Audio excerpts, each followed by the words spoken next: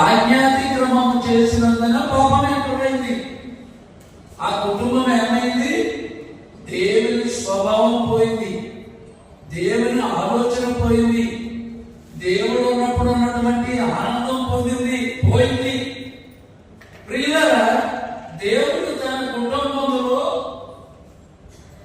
అధికారిగా ఉన్నప్పుడు, అధికారులుగా తండ్రిగా ఉన్నప్పుడు, ఫస్ట్ ఏదైనా తోటలో అందమైనటువంటి సౌందర్యమైనటువంటి కుటుంబముగా పాపం చేయకముందు ఉన్నారు.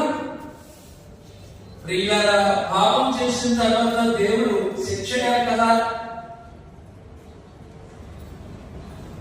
ఏదైనా తోట నుంచి బయటికి పంపించేసేటప్పుడు చర్మాలు ఒకదానికి ఒకటి కొట్టుకొని రక్తపు ఆ జార అలా కిందకి వెళుతున్నప్పుడు